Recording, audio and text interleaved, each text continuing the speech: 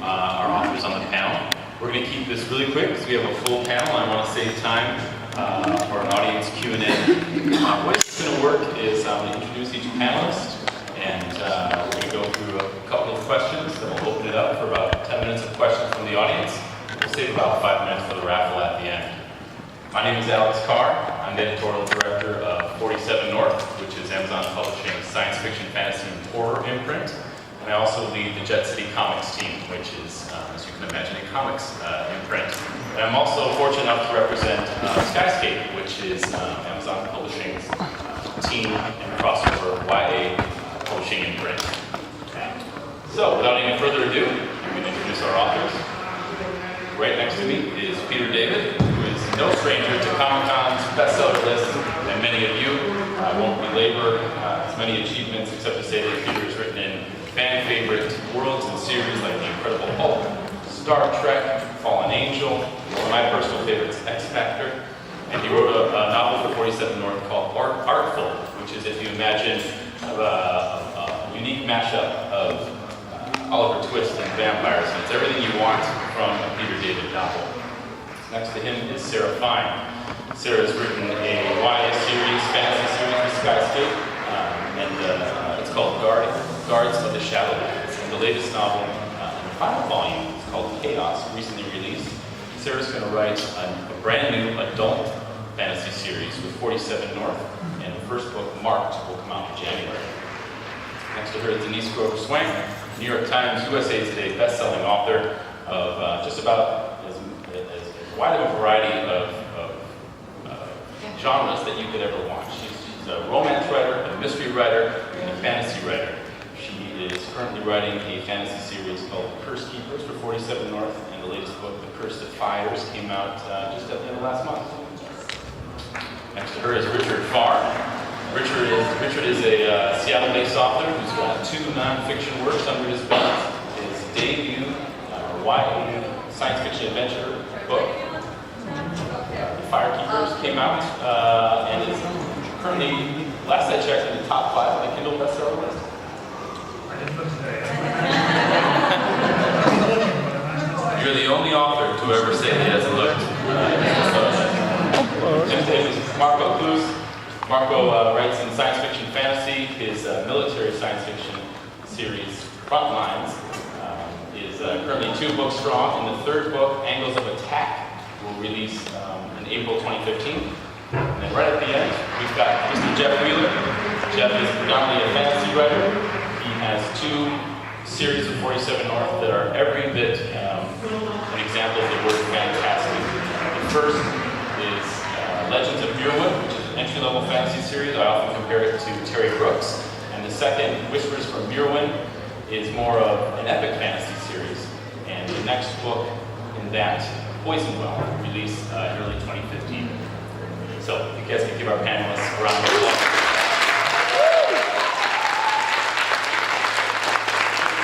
We've got such a packed panel. I'm going to keep our questions sort of aimed at the entire panel. You guys can chime in as you like, and if conversations continue from there, great. First question is, because we've got such a wide range of writing backgrounds on this panel, I'd like to see if there are any similar origin stories. So, to the group, what was your first foray into science fiction and fantasy, or what was it that made you a fan? Peter? Well, that's a different question. When you say my first foray, you mean the first thing I had published? I mean, you can say whatever you want, Peter. Yeah. Well, my first foray into science fiction, you'd kill me if I said this, was probably the work of Harlan Ellison. Which, science fiction is not the best term for what Harlan writes, but that I would say Harlan's work, also the work of Arthur C. Clarke, also the work of Robert Heinlein. Those were my first introductions to science fiction.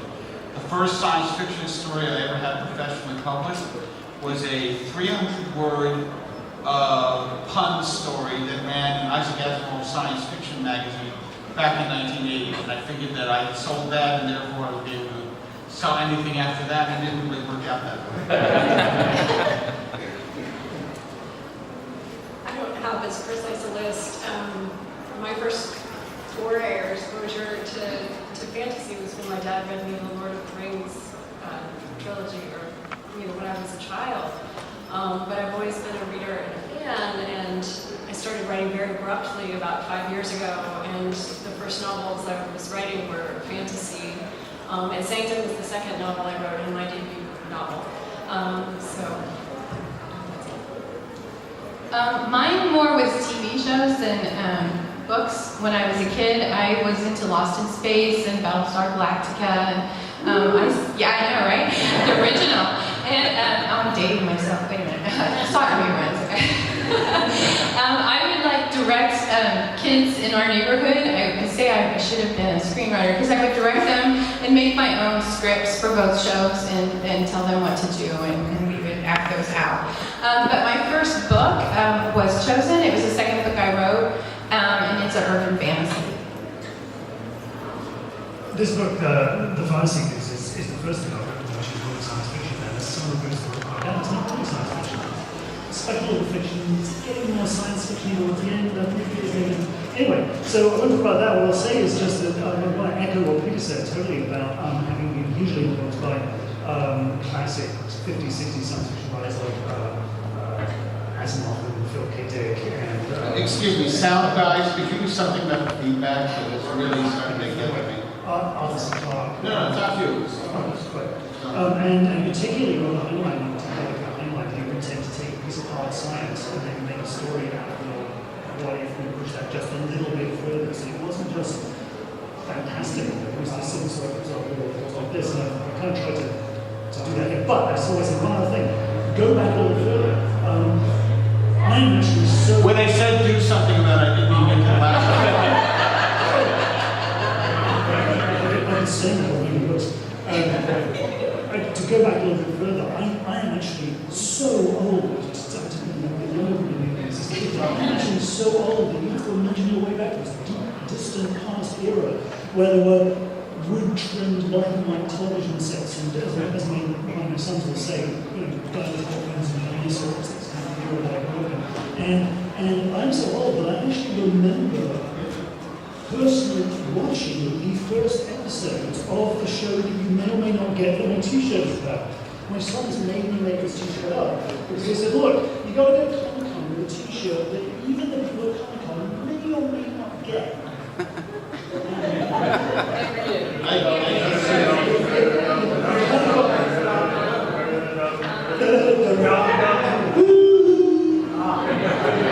Dr. Who, William Hartnell, 1963. That was the first anti-player experience in us. I can't tell you how I got started reading science fiction because I've been reading science fiction for as long as I've been able to read. But I know I spent my lawns on these, pulpy, and this was in Germany because that's where I grew up. We had these pulpy science fiction, you get 2 for a quarter, whatever, and they're like this thing. They're really, in retrospect, really crumbly written with it. When you're 7, 8, 9 years old, they're the greatest thing. So I've always been into science fiction, but I've never actually written any until I went to this writing workshop called Rival Paradise in 2008, and I had to submit something for the workshop because it's by invitation. You have to, it's like submitting to an publisher. You have to submit it, and they have to accept it, and you get accepted because they're only giving a response. So I wrote fantasy. Started a fantasy novel as my application piece, and I showed it to my wife, and she reads it, and she goes, maybe you should write something else. So I wrote the first 3 chapters of what would become terms of enlistment just as an application piece for this writing workshop, 2 weeks, and submitted that, it got accepted, and then it took a few years to get it published, but it turned out my first novel. So the first science fiction thing that I actually seriously tried to write was the one that got published. For me, I can remember very distinctly because I was in junior high school and I borrowed this book from the library and Terry Brooks from the Shanghai series. And it was the first book that I almost stayed up all night reading it. I think I woke up my younger brother saying, "You gotta hear what's happening in this story. I want to sleep, go to bed." And I remember that. And I started writing fantasy after that, and I took Terry Brooks's, writing seminar in San Francisco. I had lunch with him that day, and it just blew my mind. I loved it. And the next series that I wrote after that lunch visit with him was the Mirrorwood series, which I let 47North publish. So It was Terry Brooks, it was junior high school, and continues to influence me. So have you read his Landover series as well? Oh, of course. That was my first. Now, many of you write in multiple genres, and I'm really curious about how your minds are able to switch between them. Are there figurative or perhaps literal hats that you need to wear when you're switching between genres, or what sort of disciplines do you need in order to write, say, mystery and then into a fantasy? Richard, I'm particularly interested because Fire Seekers, obviously fiction, and you've written 2 nonfiction before. How did you make that switch? Yeah, I also have a children's middle grade novel, comic middle grade novel in the works, which is nothing like this and nothing like the two books. I've also got written works which, if any aspiring writers out there, it's good because they're voiceover. I've got this other literary novel in the works which is written partly in 18th century English. And if you ever want to really impress an editor and get a big deal, you can really throw money at them. Tell them it's in 18th century English, so that's just a big sign. So yeah, other than that, and the answer to the question, in short, is I never forgot. What I do is I stare out the window and walk the dog and stuff like that, and come up with ideas, and I follow those ideas, and sometimes we take it together with ideas and work and stuff, and I just let the ideas lead me where they go. Knowing that I'm writing something that's such big fiction, it's science fiction, or I find I'm writing a historical novel, whatever. I don't think much more. Peter, how about you, going from comics to novels? How do you do it? It really doesn't make a difference. I mean, words are words. Characters are characters, stories are stories. I mean, there are certain dynamics in terms, if you're talking between comics and novels, there's certain things that one has to do in a comic book that one does not have to do in a novel. In a comic book, you have to think visually whenever possible, because you're telling a story that is going to stand or fall on the visuals. So you have to be very aware of what you're doing, how it's going to look. If you're doing a novel, you're going to have 2 people sitting in a room and talking for 100 pages, and as long as the conversation is really interesting, the reader will follow you. You can't do a comic book with 2 people in a room for 100 pages. It's a visual medium. In terms of switching genres, I mean, the question doesn't really make that much sense to me, because it's like saying, so how do you go from watching Once Upon a Time to The Good Wife? Those are 2 totally different genres. Isn't that, it's entertainment, and I've written science fiction, I've written mystery, I've written horror, I've written westerns, I've written science fiction westerns, I've written all kinds of stuff, and there are certain just consistencies. As long as the characters are solid and the plot is engaging, the audience will follow you, or some audience will follow you, and it doesn't really matter which one it is, as long as you're doing a job as a writer. So what about from YA to adult? Are there certain rules that you can break between the two? Like something you can get away with in adult, you can't get away with in YA, or vice versa? Sex. Well, yeah. Sex and language. I mean, YA and adult, those aren't 2 different genres. They're really writing for 2 different audiences, although a lot of adults read YA, we know that. And my books, even my YA books tend to they skew older, and they tend to have, I would say that the difference is not in terms of the darkness of the subject matter, or even the violence, or, I mean, yes, there's more sex here than here, but I think for me, there's just a difference and a sort of a freedom in writing for adults, and writing books about adults, because not everything is a first. They've had experiences, and those things certainly inform the kinds of stories I write. Whereas in YA, a lot of the stuff is first, it's new, it's fresh, it's super exciting, but the characters are also very raw and new in terms of their experience in the universe. So those are definitely, while not different genres, I mean, within YA, I write gothic, I write sci-fi, and then I write urban fantasy. But the commonalities and the youth of the characters and the developmental stage that they're at, so I think that that's really the difference, and I do definitely feel different when I'm writing adult fiction and when I'm writing fiction for teens. It's just a different experience. My next question is, we're sitting here at Comic-Con. I read a news report today that it's the biggest it's been in New York. science fiction and fantasy are at an all-time high in terms of popularity within the pop culture. As writers and professionals in these genres, do you see this as a cyclical phenomenon, or is this more of a cultural shift? Do you need someone to call you out because you said you were an old school Battlestar Galactica fan? So you... Oh dear. Yeah, I think everything is cyclical. I think it all comes back, but there's the hardcore readers are still there. So even though, like, when I wrote, and when I was chosen, I was high up on the contemporary urban fantasy list with a higher number. I wasn't like close to 100 to be there. And now I think the number's much lower to be in the top 20 in contemporary fantasy. I can be like in the 500s or so and reach there. So I think less readers are buying it, but I think it's cyclical. But the hardcore readers are still buying it. Jeff, how about you?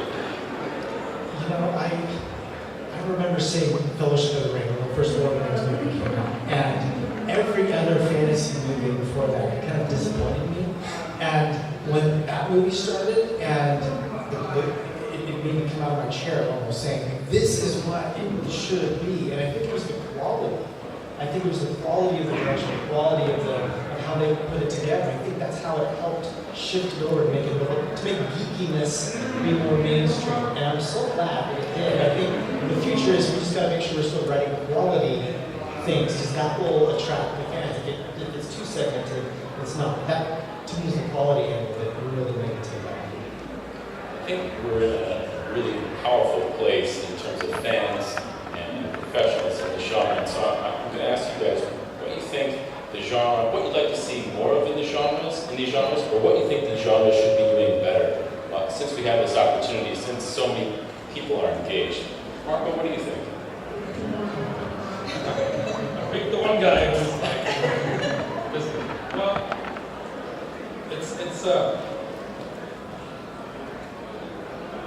the genre, as far as I can see it from a really professional standpoint, I haven't been doing this for very long, and it's not a new thing to be. People are saying like, oh, we're getting more explorative, and then we're exploring all these issues about gender and identity, for example, like and like he hit it big with Ancillary Justice, which is a great novel, but this is not new to science fiction. This has always been around. I mean, you remember, this was what the original Star Trek was like. From our perspective now, it's kind of cheesy a little bit, and that's the camp is part of the fun of it. But remember the episode, and I forgot the name of it, with the two aliens, but they have the black and white faces, and they're just diametrically opposed. Like they're basically the same, but it's just that one guy has the white side of the face on one side, and they're just like battling each other to the death over their differences, and the Enterprise crew is just like, why? What? So this is not something new to science fiction, but I think we've gone away in the public perception of science fiction. Lord of the Rings had some good fantasy, because I don't know if you remember, before Lord of the Rings, fantasy was kind of like a dead end at the box office, and Lord of the Rings made the whole geekiness thing. And it's just in the last, I feel like, this was my perception, I have no evidence to present for that, but that this whole nerdiness and geekiness, and this is like, not only has it become socially acceptable, but it's become a dominant streak in pop culture, to where now you have these people who never used to read SF, and they're like, oh, we're exploring all these social issues through science fiction. But no, science fiction has always been, some of it has been camp and aliens and going on spaceships, but there's always been this like introspective streak in science fiction that is now getting seriously looked at, because science fiction is getting more seriously looked at. Go ahead. I would say, just in initial response to your question, it's all about and that goes right into what Monica just said, because if anything,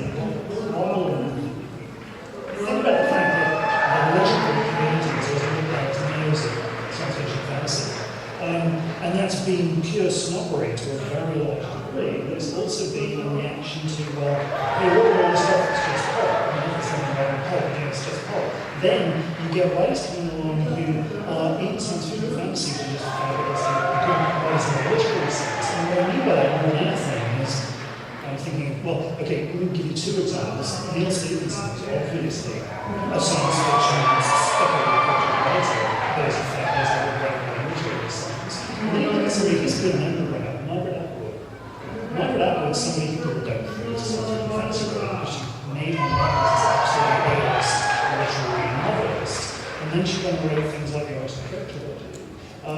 And people almost kind of don't take on board that that's science fiction fantasy because it's written by Margaret Atwood.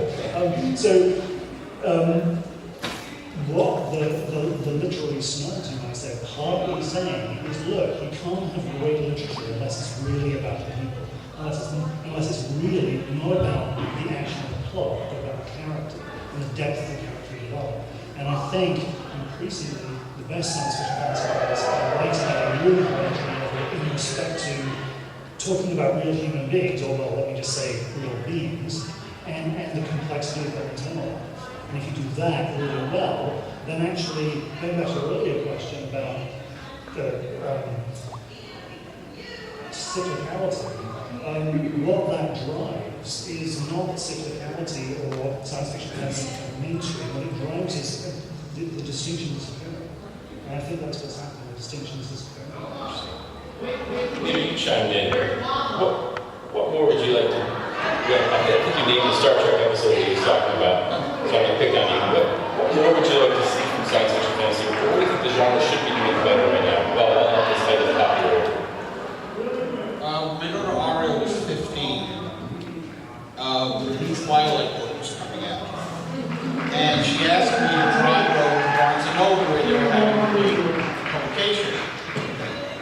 I drove her to Barnes & Noble, and there was this huge line of teenage girls. And I said to her, I wonder what I would have to do to write something that inspires that kind of passion. Not because I need passionate teenage girls, I just want to write.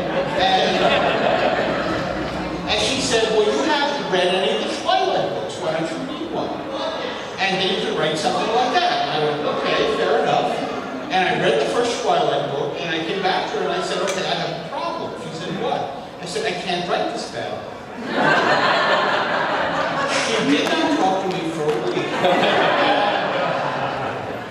It was horrendously written, and even worse, it was horrendously edited, you know.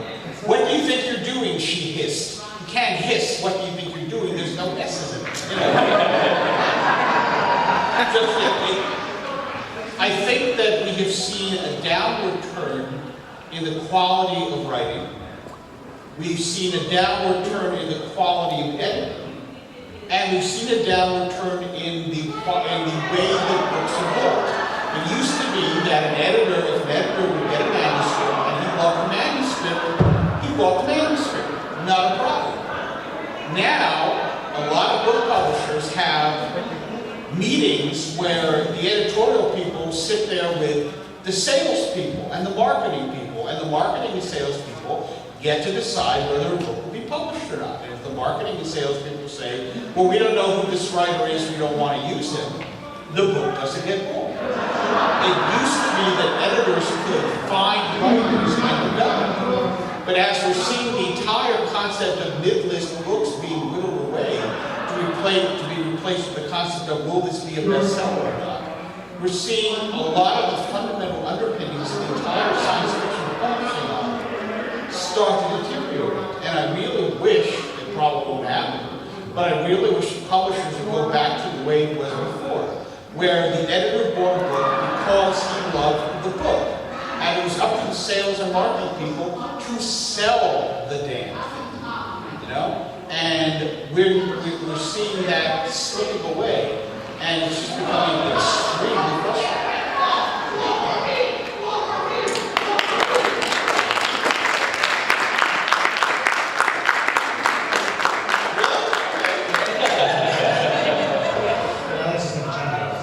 Yes, that's what 47North and Skyscape is going to do. Anyone else want to check? Well, before we get to audience questions, I want to make sure we save time for one last one to read to you guys. I want you to take a second and imagine you're at New York Comic Con in front of a large audience of people. Just imagine. And you've got a chance to pitch something that you're passionate about, maybe your next book coming up, something that you're excited about, and give the audience a taste of what's up next from you guys. Do you want to start on the other end, Jeff? Ooh, good stuff. So one of the things I love about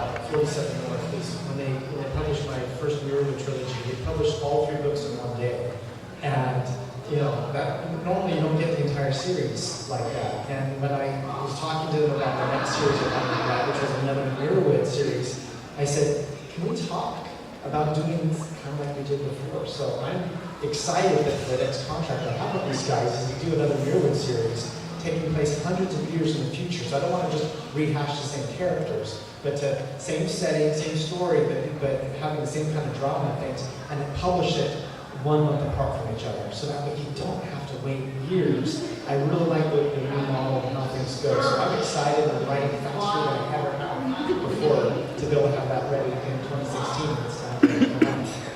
We're excited too. Go. Of course, kind of beat my own drum here with the third book in this series that I just turned in.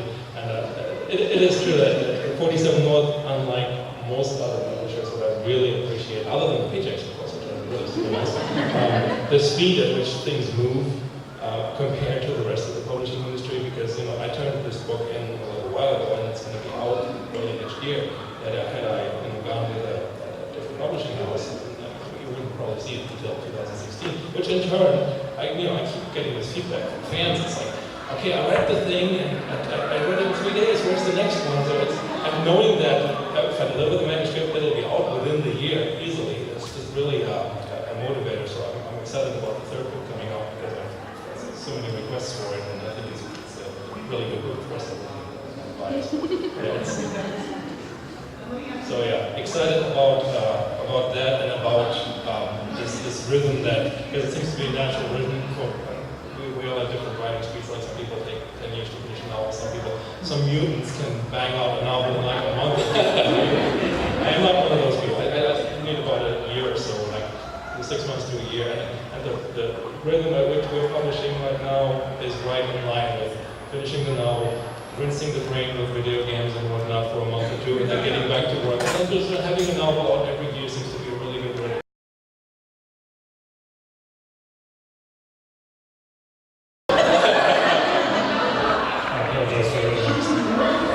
So, this sort of pricing is the first volume of the English version, and the second volume is one we're right now. It's going to be called Ghosts in the Machine. And in this book, the main characters have discovered, this is very much set, it's not set in a dystopian future or alternative universe, it's set very much here and now, except with some very weird stuff that go on. And a whole new religion has arisen around the weird stuff that's going on. And what happens is the two main characters start to suspect that the religious people are dead wrong about what's really going on. So there's a lot of opportunity for non-religious people to come away from this feeling very smug. And, it's a simple sounds of explanation of stuff. It's sort of where we are a little bit at the end of this book.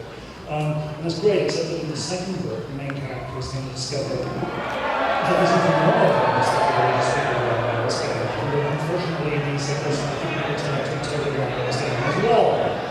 And not a lot of challenge. That's a challenge, but the bigger challenge is that I am now stuck in a position where with Ghosts in the Machine, I'm going to be spending most of the book inside the head of a 17-year-old gay Chinese girl genius. And I'm 0 for 5 on that. And, I guess I couldn't go to action right because of the 20-year-old woman and they King Lear, this is this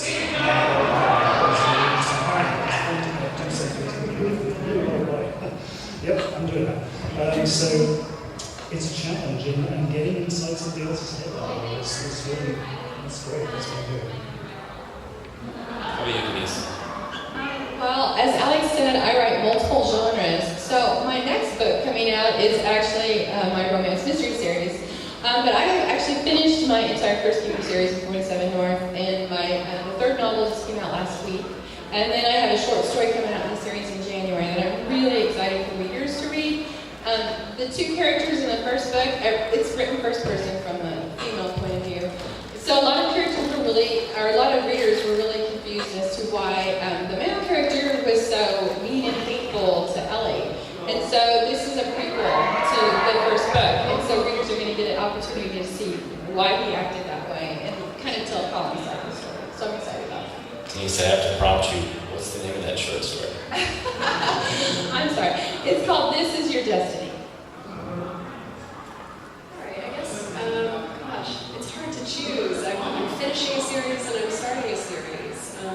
So, I mean, this series is about a girl who sneaks into hell to save the soul of her best friend who's committed suicide. It's really a lot lighter and more hopeful than it sounds. But over the course of 3 books, she falls into the spirit of shadow, so essentially the humans are sort of following these people in the afterlife.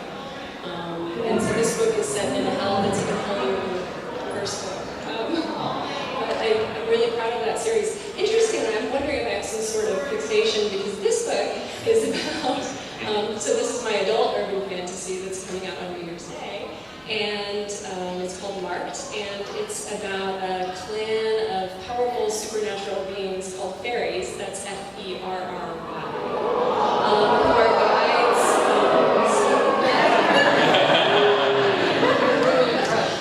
who are guides, for recently departed souls that guide them to heaven or hell. But it's all set in the real world, except the real world is 100 years in the future, post-environmental disaster, and it's set in Boston, which is now Canal City, a chaotic Canal City. So I'm pretty excited about this series, and the sequel actually comes out in March of next year. So this one comes out New Year's Day, and the sequel claimed comes out in March. I have 4 books coming out. I can't tell you about any of them because they haven't been announced yet. Just out of curiosity, how many people have read Artful?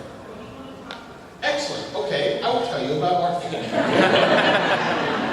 I was reading Oliver Twist. I don't know why, I just was. And I'm reading about Fagin, and I start to notice some things about Fagin. He dresses very concealing clothing. He always comes out only at night and not during the day. He never eats anything. He never drinks anything. Bill Sykes makes a point of saying that he never drinks anything, buys him a drink in a pub, which Fagin then proceeds to not drink. And at one point, Fagin is described as having no teeth except for a pair of fangs like dogs. And I'm reading all this and I went, holy crap! Fagin's a vampire! He has to be, with all of that. We must have somebody hunt him. Who's it gonna be? Oliver Twist? No freaking way! Oliver, whenever he gets into a situation, cries. Or faints. Oliver Twist now lasts 2 minutes for anyone. So I decided to have the Artful Dodger get a little older than when last we saw him and get dragged into an entire vampire conspiracy in London. His only companions in fighting this conspiracy are a young girl, age 17, who introduces herself as Alexandrina and doesn't bother to tell him that her full name is Alexandrina Victoria and she's the next Queen of England. An 8-year-old boy who says that he knows everything there is to know about vampires named Abraham Van Helsing.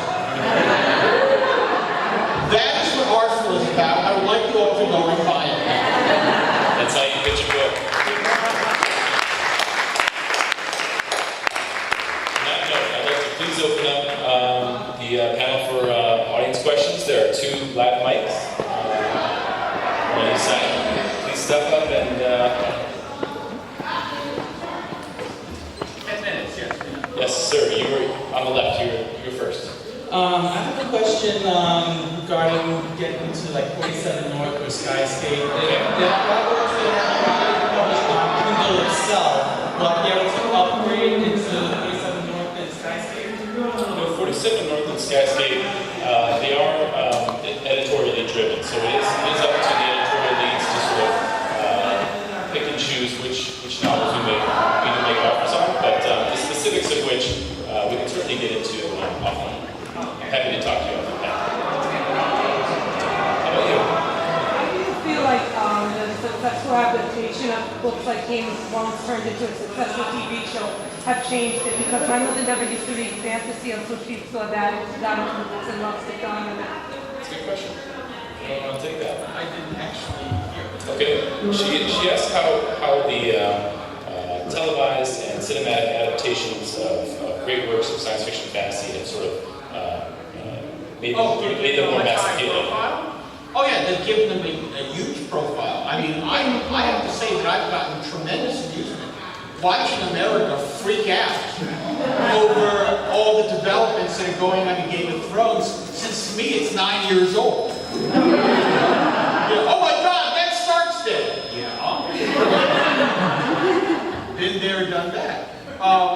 And it's done one. Let me put it this way.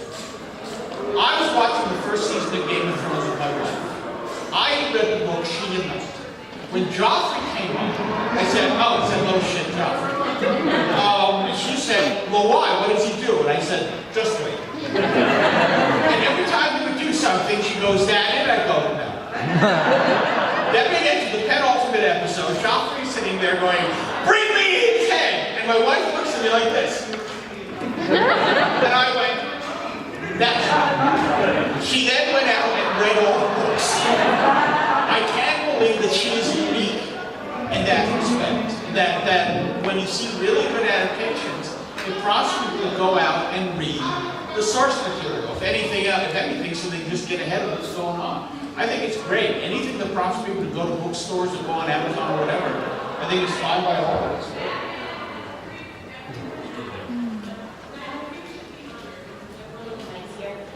As a vanguard publisher and a very nimble, reactionary publisher, what has your experience been? How have you adapted to brick and mortars going away and the new connection with fans? I mean, what have been your experiences with that as writers and as publishers?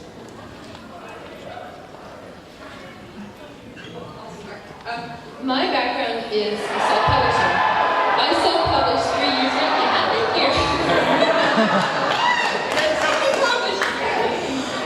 I self-published July of 2011, and I've been published over a year before 47North approached me about publishing The Curse Keepers, and I gave them a synopsis for it. So, I mean, publishing has completely changed within the 5 years that I started writing books and trying to get published. It's completely different now, and it's made a huge, ebooks have made a huge difference, and, independent published, authors like me can find an audience that we couldn't have found before. And honestly, I couldn't get an agent or an editor interested in my first urban fantasy. And now I kind of want to send thank you notes to all those people, because I've sold well over 200,000 books of that series, and I've made far much more money and had far much more success with it as an indie publisher than I ever would have if I'd had it published with probably a traditional publisher.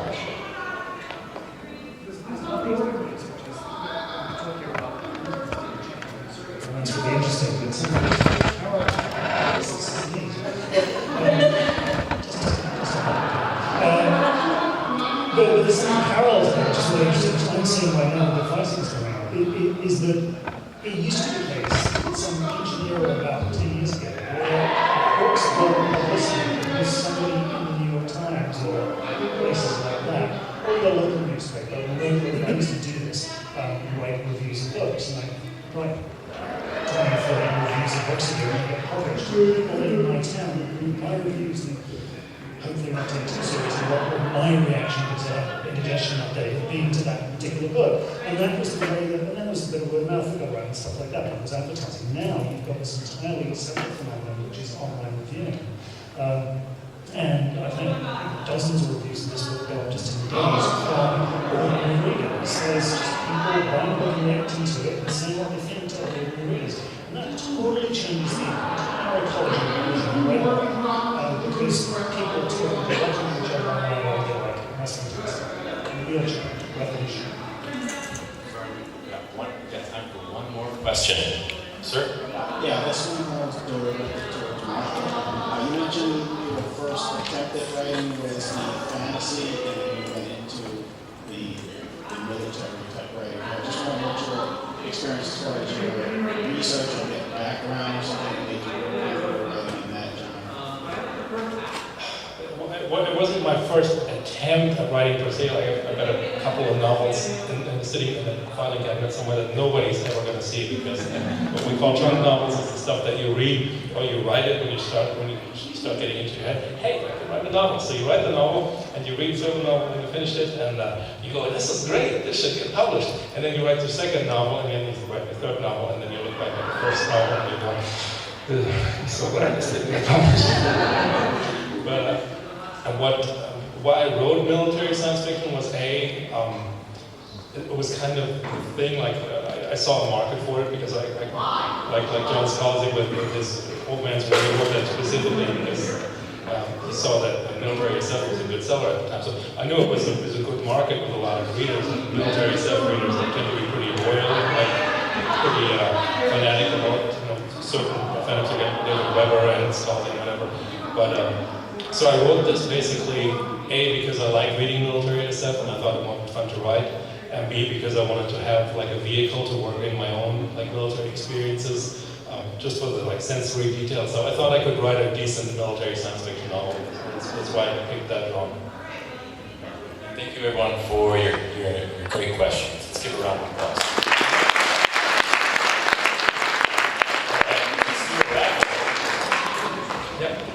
Okay, so we're going to raffle off 2 Kindles and 3 comics produced by Jet City Comics that are signed by George R. R. Martin. Why don't we start, who do you want to start with, Justin? Let's start with the 2 Kindles. So here, you want to pick a winner?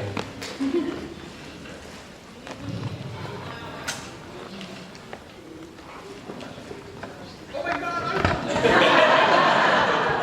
Okay, so we're the numbers? Please. Okay. 712040.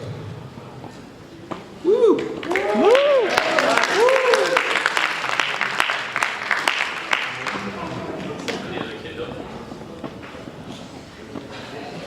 712103.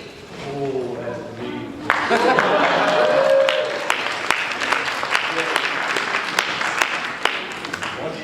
George R. Martin, CGC graded. Okay, it's 712105. Woo!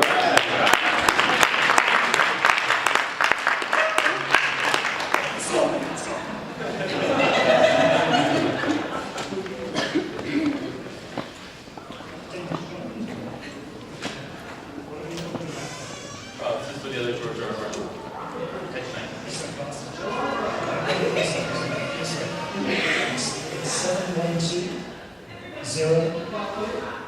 It's 71207. It's how it's spelled.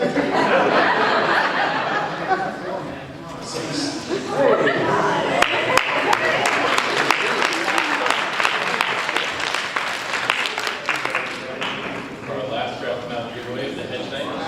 We have one more, so I'll let you 2 things split it.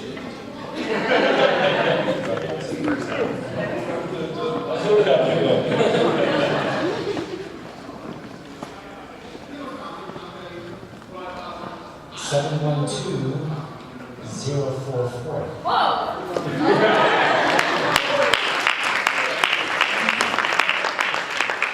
Thank you all for attending. You just have to stick with your price. Whoa! Thank you all for attending. Thank you to our authors.